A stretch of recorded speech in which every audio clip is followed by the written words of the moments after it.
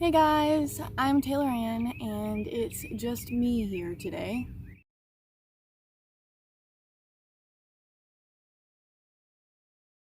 Usually, Megan and I film together, but we're in different states right now, and this is something that I kind of wanted to touch on alone anyway, since she hasn't gone through it personally, so we both just felt like this is a video that I should do by myself, especially since we're in separate states. So, if you read the title of this video, then you already know what this video is about. I mean, I assume you read the title, why else would you click on the video? But I do just want to say that I have some friends and family that I know watch this channel, and this is probably going to come as a shock to most of them because this isn't something that I ever talk about, and this isn't something that I've really told anyone in my life except Megan, and my husband knows, but that's pretty much it. If you didn't know this about me before seeing this video, I don't want you to think that I felt like I couldn't tell you. It's just that I didn't want you to see me differently, and I didn't want it to be in the back of your mind all the time, if that makes any sense. That's just kind of something that I'm having to push past, is fear of losing people over this. I don't want you to think that I didn't tell you because I didn't want to. It's more because I was scared, and it's just something that I keep to myself. I know that my mom watches our videos on this channel, and this is one of the few things that I've never told her. I'm not sure if my dad watches this. I think he's subscribed to our channel, but I'm not sure if he gets notifications about our videos. So if either one of you are watching this, I'm sorry that I never told you before, and I'm sorry that you're finding out about it online, but it's a lot harder for me to sit in front of you and look at you and tell you this, because knowing what I've done and knowing that it will hurt you to hear, it just makes it a lot harder for me to say it in front of you. So if you're watching this, I don't want you to feel guilty for not noticing either, because no one noticed. I hid it very well, and that was my intention, for you to never find out. And I honestly never thought that I would be making a video like this. I never thought that I would be sitting one-on-one with any of you either, telling you this. But I don't want you to feel guilty for not noticing, because no one did, and that's how I wanted it at the time. And I'm okay now. So please don't feel like there was something that you could have done, because there wasn't. I had to get through this on my own terms. This obviously is not something that I'm proud of. This really isn't even something that I want anyone in my life to know. This isn't something that I want to be sharing on the internet, but my goal with this video is to encourage people who are struggling with addiction to please seek the help that you need. I know that when I was at my worst, seeing a video like this wouldn't have encouraged me to get help. I know that it has to be on your own terms, but I really hope that you get there. And I really hope that you can overcome this like I have. So if you're watching this and you are someone who struggles with addiction, know that you're not alone. I have lost a few friends to overdose, and I lost a family member to alcoholism. I know now that I was being selfish because I wasn't very far away from being gone myself, and I know that that would have hurt a lot of people in my life. So just take a moment to think about that there are people that love you and that you're not alone, even if you feel like you are. I may, in the future, make a more broad video about addiction, but for now, this is just my story. So, there's not going to be any statistics or anything like that. It's just going to be about me and what I've been through, and I'm not going to get into details. I'm just kind of going to share a timeline of how this happened and why, mainly for my friends and family that are watching this to know that there really wasn't anything that they could have done, and that this was all something that I was struggling with on the inside.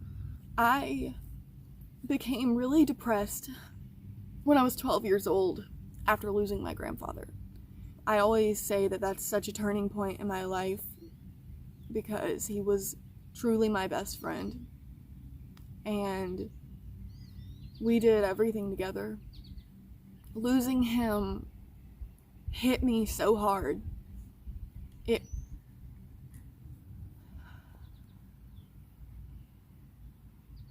After he passed away, I spiraled, and I dug myself down into this hole, this pit of depression and anxiety and an eating disorder.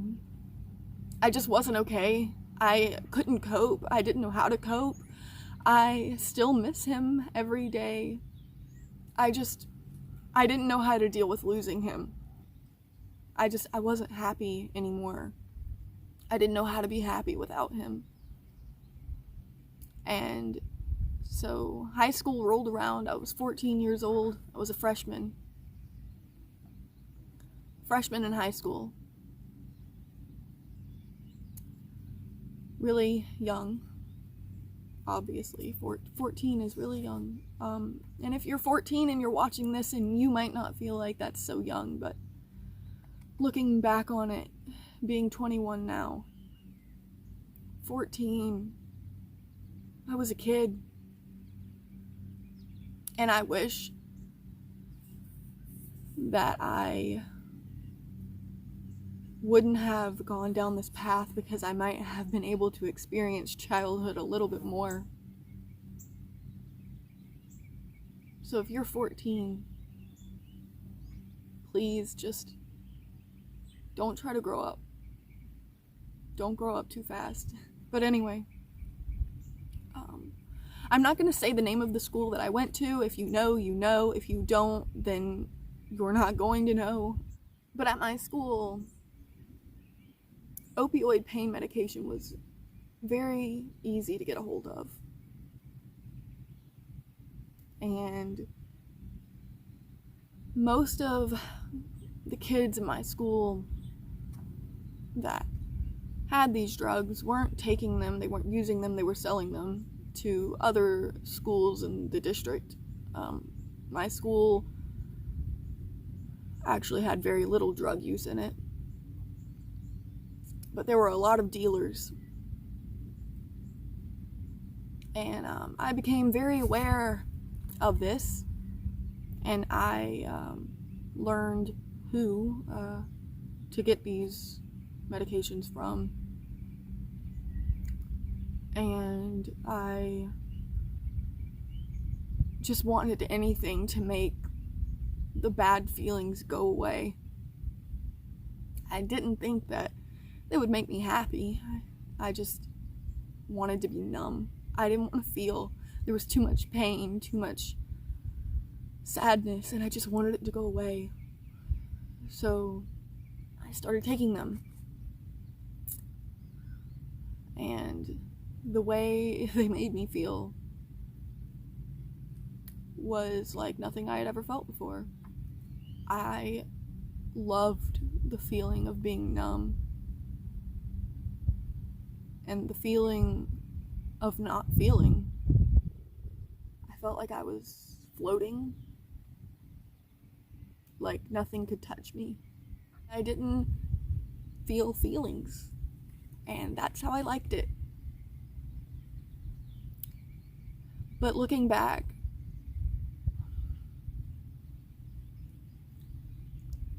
I wasn't living.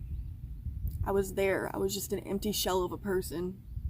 And I isolated myself. I pushed away all my friends, all my family. I stayed in my room all the time. My best friend that I grew up with,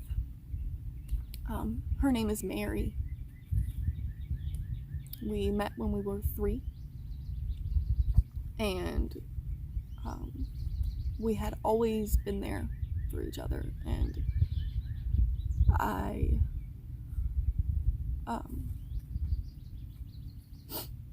think it was our junior year of high school. We didn't speak for almost an entire year.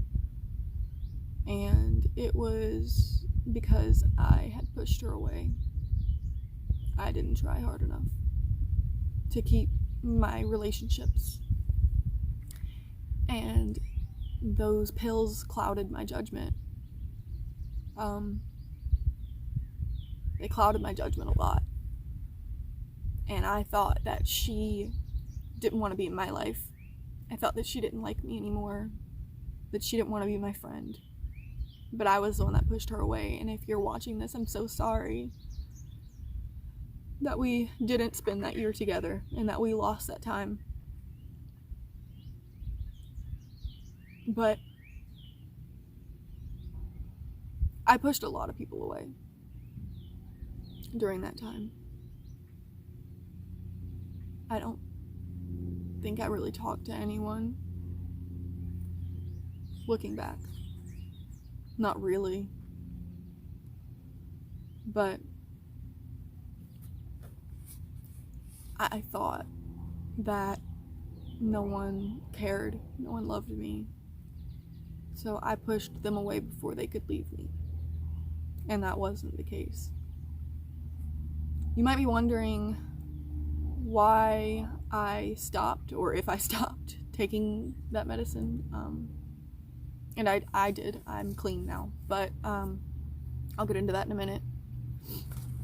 I found out that my stepfather was ill when I was a senior in high school. It was the February of my senior year that I found out. And I wanted to spend as much time with him as I could. And I knew that being on pain medication, I wasn't there. I was a shell. I was empty. And I just wanted to have that time with him. So I stopped taking the medicine. It was really hard. I went through withdrawals. But I got that time with him and I got clean. But he ended up passing away. Dealing with that loss again.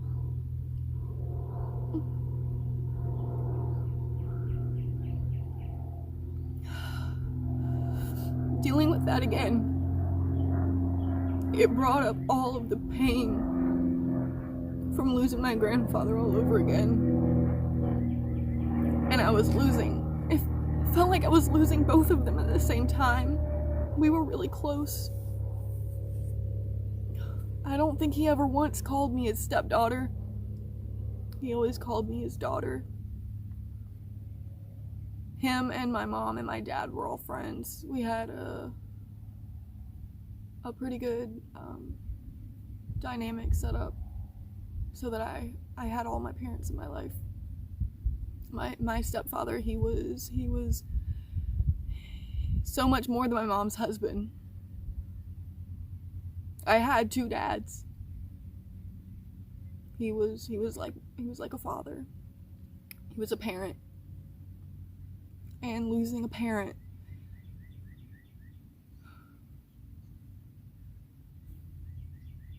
I knew it would be hard, but I didn't know it would be that hard. And I relapsed because I couldn't deal with it. I was weak. And I couldn't do it. So I relapsed. And I started taking all of the medicine again. It was worse this time after he passed away. I was taking more pills, different pills.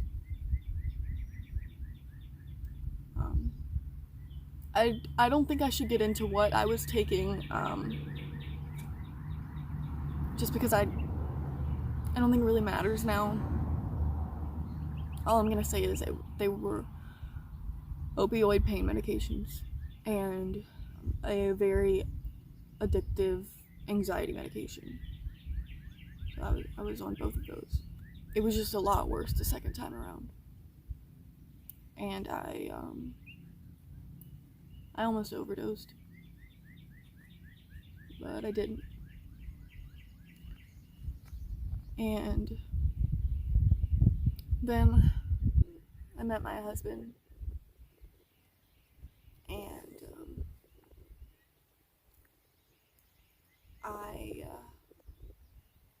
just felt really close to him, and I opened up to him and told him what was going on.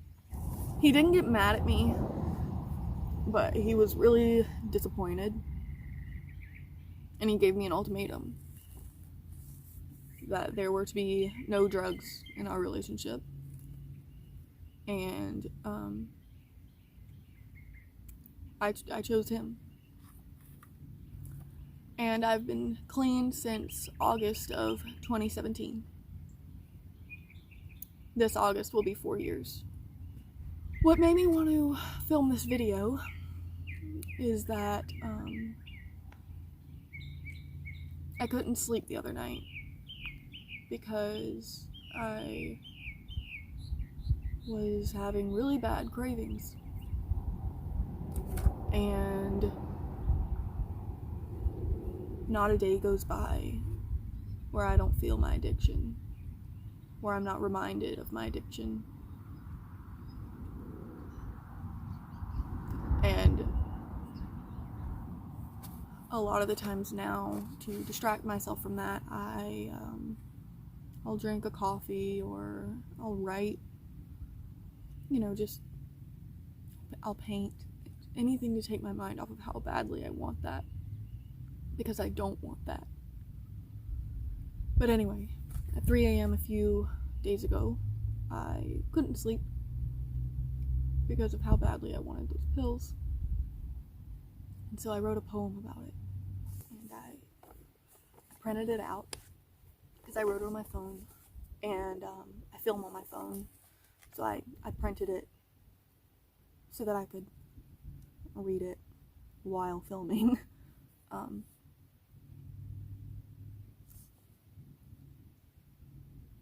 I'm not the kid I used to be. That child is broken, and I guess I was just hoping that I could go back and relive the past, really make it last, do it right this time, finally make the climb beyond temptation, stay away from the sedation, but I can't because that child is broken, all of her wounds are still open. I am just shattered like glass, feeling like none of this will pass. I never stop shaking, I never stop craving, drowning in a sea of addiction, and I wish it was all just fiction. I wonder if a day will ever come when I don't want to succumb. It's been 4 years now. But it isn't any easier somehow.